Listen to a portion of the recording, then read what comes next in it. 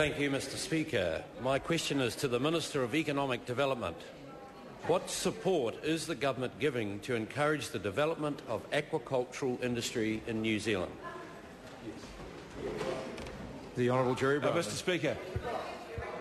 Speaker, last week I announced the government is contributing $1.69 million to develop a shared research facility for seafood and aquaculture innovation that's likely to result in substantial national economic benefits.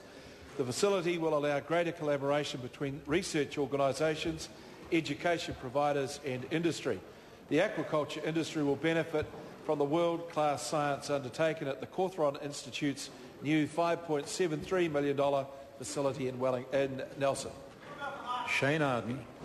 There must be more. What other support is the government giving to encourage the development of the aquaculture industry in New Zealand? The Honourable Jerry Brown. Mr. Speaker, quite apart from the fact that the aquaculture industry in New Zealand finds it a refreshing change to deal with the current government, my colleague, the Honourable Phil Heatley, is advancing new legislation in order to have a better framework for the industry.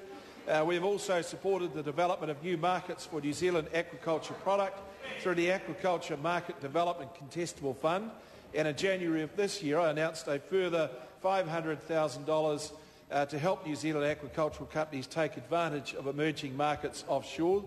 The activity generated by new projects we expect will build on the 5 projects which are already underway for 2 of aquaculture's flagship species, green shell mussels and king salmon. Along with Pacific oysters, these species are major contributors to the growth of agricultural production in New Zealand. The industry is working hard to establish its brand in international markets, although I must say they don't appear to be putting themselves through the same contortions that the Labour Party are over their brand.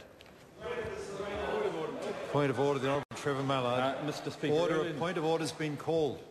Mr. Speaker, earlier in question time I sought leave to table a document. It was declined because, according to members opposite, it had previously been tabled.